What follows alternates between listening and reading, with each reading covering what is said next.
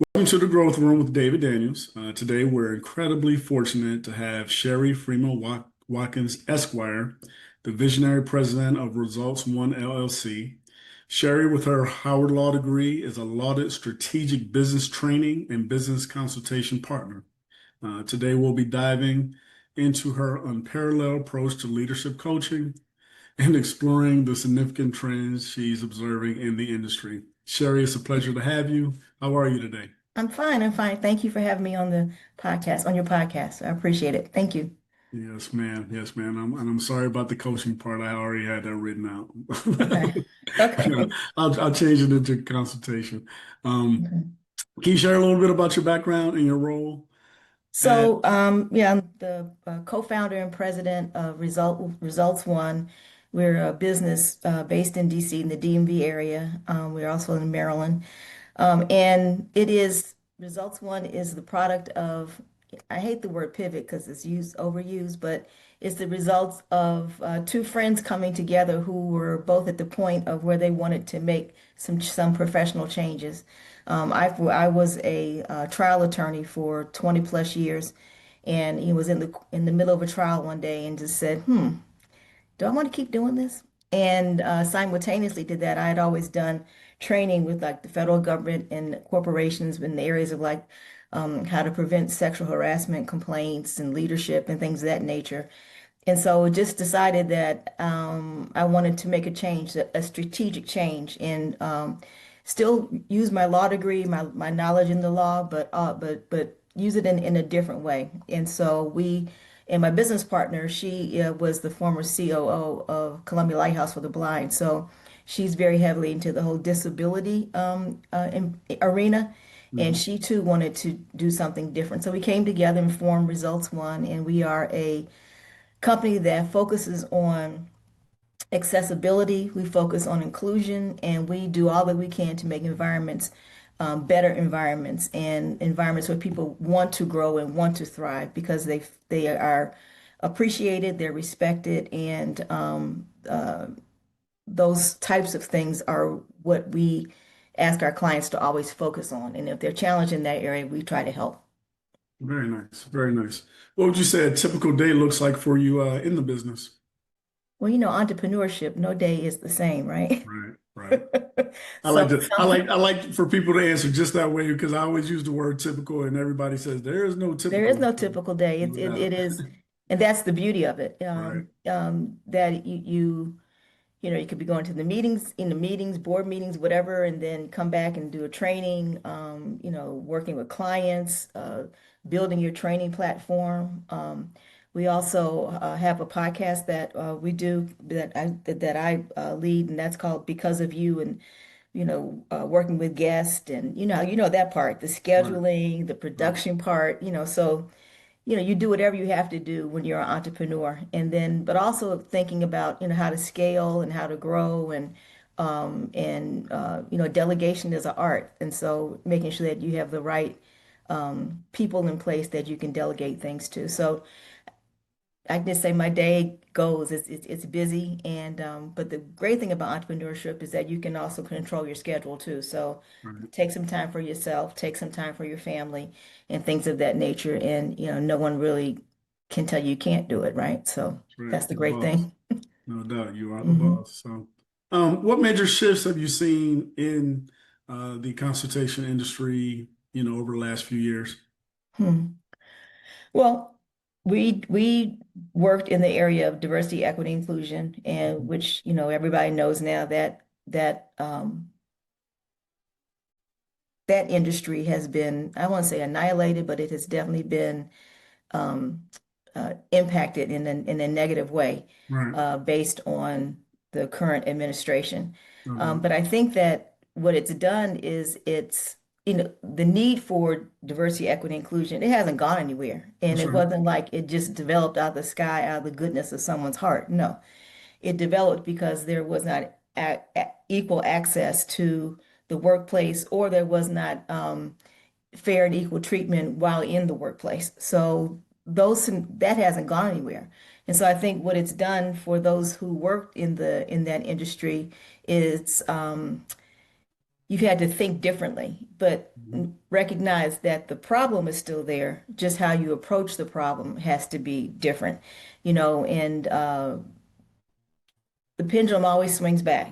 It always Right. swings back. And so right now we're at the point where being different is not always a positive thing, and in the Fed, throughout the federal government, and Mhm. and it's unfortunate that so many, if you look at the statistics, how many black women lost their jobs through Doge, Right. but then you compare that to the amount, it was such a smaller percentage of black women in the federal government. So Right. the need for DEI is still there. The need that the protections DEI afforded are still there. But I think in terms of if you were doing consultancy work in that area or training work in that area, you find out one or two things. You find out which clients really, really believe in equity and inclusion. No doubt. And then you find out those clients that were there just to check the box. And I know for us, we had clients who we got contracts pulled.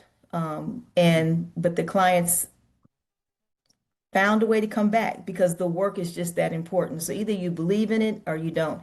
And I think if you're a business person and you look at your numbers, how can you not believe in it? Because No it's, doubt. studies show that a more diverse, a more inclusive work environment produces much, much high yields in terms of Mhm. uh, increase in financing, increase in terms of the way that people feel about coming to work, in terms of retention. So it's a win-win if you let it be. So I think, it's just been a very kind of challenging period for people that work in this area, but I think it's also been a good time because, sometimes you have to just think outside the box. No doubt. And I think the clients who appreciate that are the ones who will stay with you. Yeah, right, right. Explain how the decisions made by this current administration actually have impacted your business or your growth strategy, in particular. Well, like I said, we lost contracts. We were in the midst of contracts where we were doing a lot of work in the area of diversity, equity, and inclusion, Hmm. and they were pulled because some of the money was federally funded. And so that impact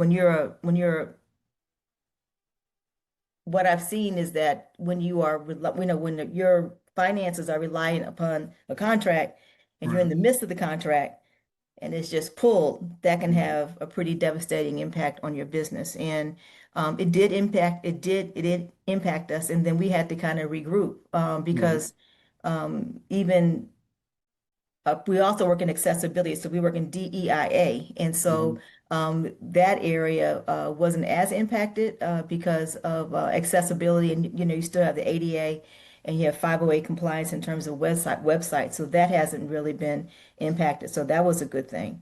Right. But what it did is that it made me, I can speak for myself, it made me look at the problem that DEI solved and it made me think about how can I still contribute to the solution, but do it in a way where clients aren't afraid to utilize us Right. because of the DEI. Because I think it's fear. I'm going to a seminar next week to really learn the legal implications of of utilizing DEI for any company. Like, Right. I think there's a bit of confusion because people don't understand. They know what not to do. They know, and they're operating out of fear Right. versus operating out of knowledge in terms of what they can do and what they can't do when it comes to DEI policies. Mhm. So, I think I want to help my clients understand that as well. Yeah, I understand. I understand. So in that vein, what's been working well right now, for the company as you try to navigate that, and possibly what's been frustrating. But what's been working is that, leaders lead. And with our clients, they have been really, really wonderful in terms of not allowing an outside force change what they believe in and what their mission is in their company. Right. And so it that has worked with us because I think we have really, really great clients. Um, and I think that if you roll up your sleeves and you work together and say, okay, here's the here's the barrier here. How do we go over it, around it, through it? What do we do to get to the end result? And so that's been very, very that's been positive for us. Also, it has made me like we have a podcast called Because of You, and it's all about gratitude. Right. And I've really been really delving into, and I've had some phenomenal guests on the show about the energy of gratitude and how and the impact that gratitude has on the way that people lead. And Mhm. so that has been a really, really positive thing for us to work on and to try to build, because I think that at the end of the day, I don't care who you work for, because you spend so much time at your job, you really want to have a pleasurable experience while you're there. No It can be doubt. challenging, it can be a lot of different things, but you should not dread going to work, and you Right. should not, if you have a issue with someone or a misunderstanding, you should have the tools and the wherewithal to communicate openly with them so that you can work through situations so that everybody is doing the best that they can do and being the best that they can be. So, the bottom line is that you look at the problem, but you look at it through a different lens and you look at it knowing that you want the same solution that you wanted before, but you have to get to it a different way. And it actually helps you grow sometimes because sometimes you can get stuck doing the same thing over and over again. But then, like for instance, we do a lot of work with unconscious bias work. Okay. Now, when Mhm. you hear unconscious bias, the red DEI flag goes up, right? Mhm. But when you really think about it, the your biases and how you think about a particular situation automatically and what your defaults are when it comes to a particular situation or a particular type of person or a particular environment, if you don't understand that, then that's something that you need to understand even before you have a conversation about diversity, equity, inclusion. So we approach our work with bias, both conscious and unconscious, from a personal development perspective, No doubt. because it is really the conversation you have to have with yourself.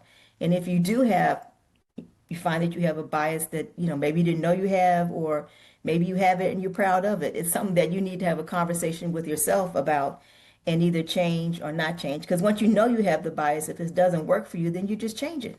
Right.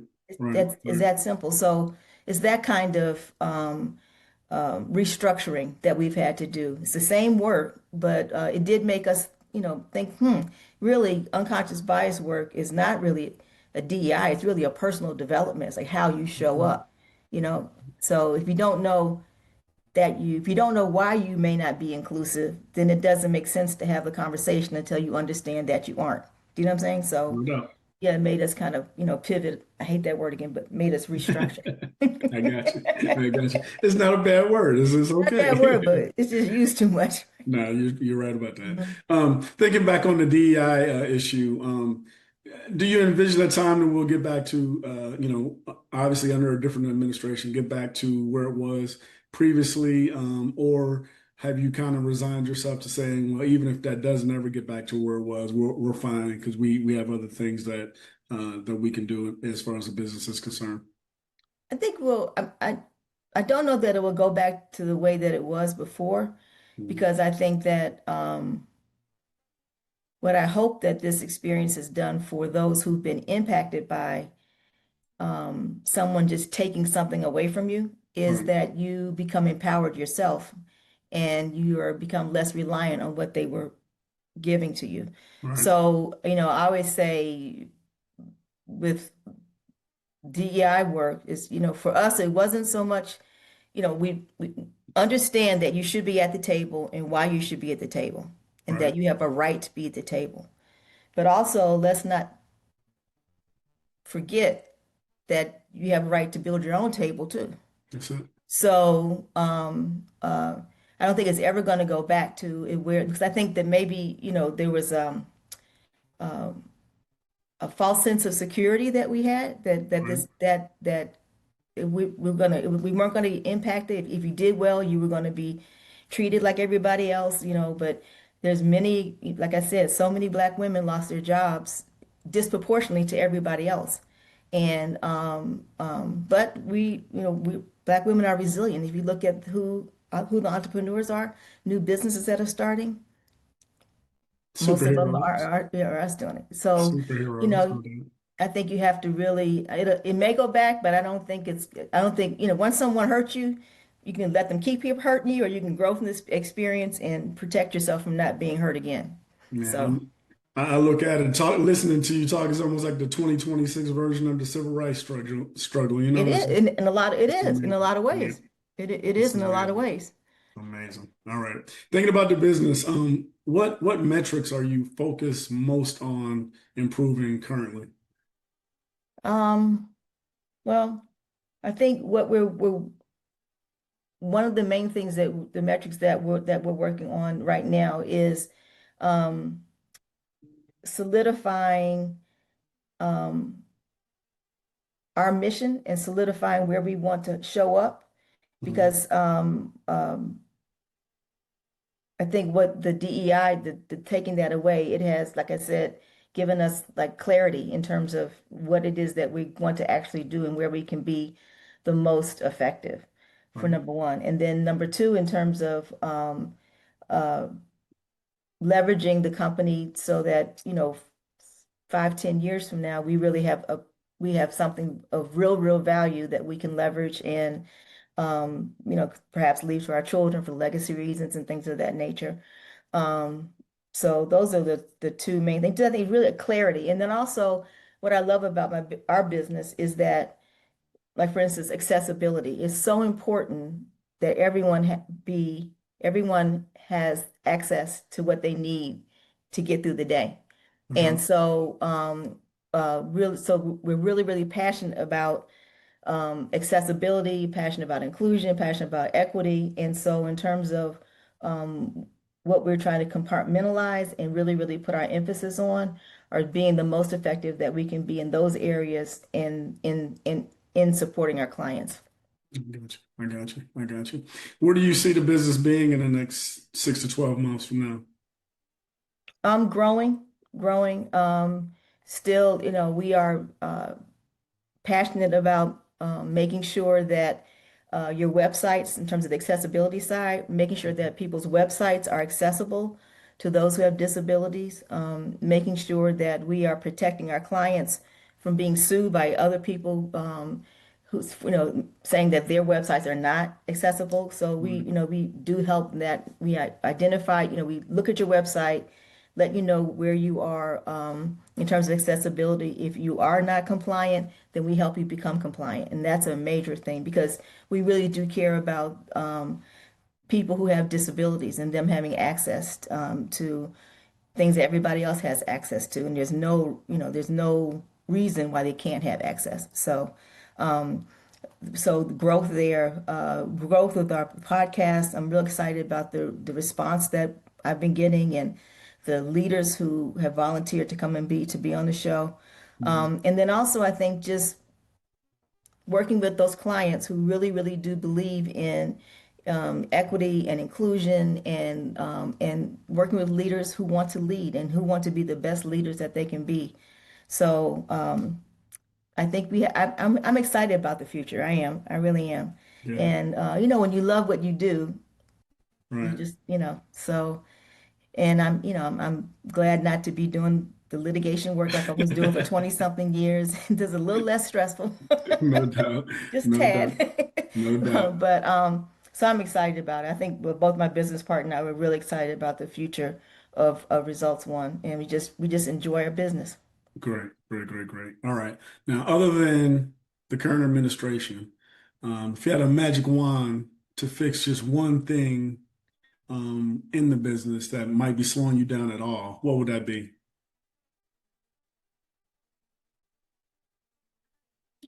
I think it would be I think it would be, if you want to do businesses with corporations, you have to go through this whole portal situation and you have to upload all your information and that can be very time consuming and Mhm. I just wish that there was a more,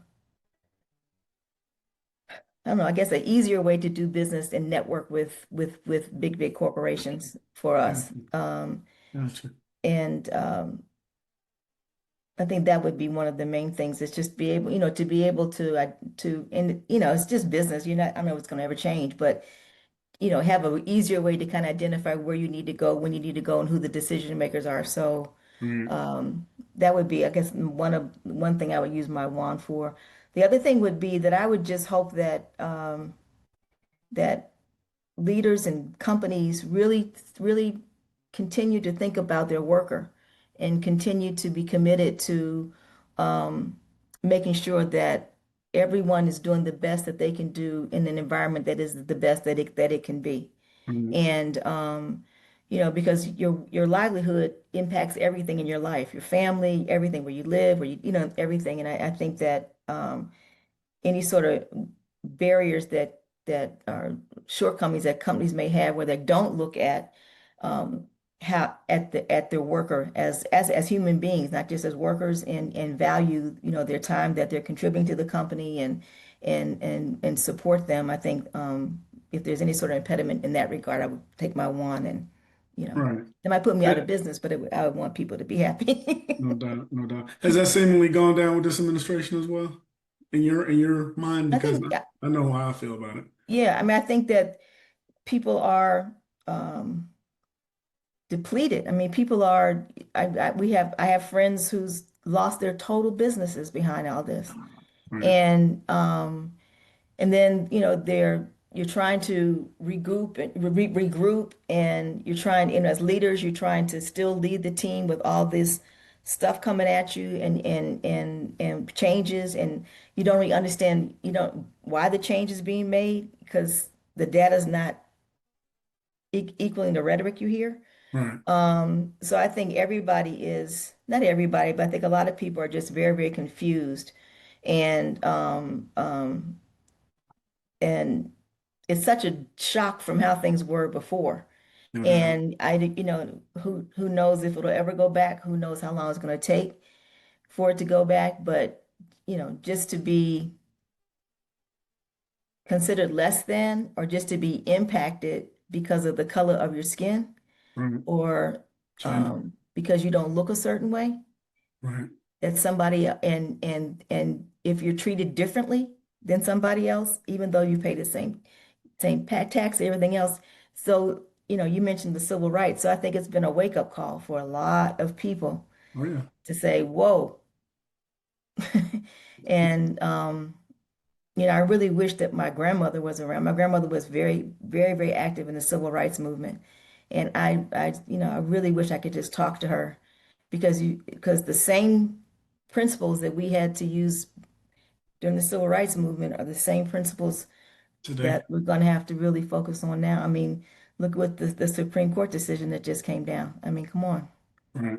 Right. Right. It's just every day it seems like it's something new. So it's unreal. Yeah, it's something that we took for granted, that who I never thought about not having the right to vote. No There was doubt. never a thought. No doubt. But now it's like, whoa, okay. Yeah. So I think people are, not everybody's talking about it, but I think people are probably in a lot of ways just shocked about how quickly something can change because of the decision of one administration. That's it. That's it. That's it. Man. Sherry, that was great. Thank you for sharing your insights, and I really appreciate you being on today and helping us all think about navigating these issues. So really appreciate you. Thank you. I appreciate you for having me.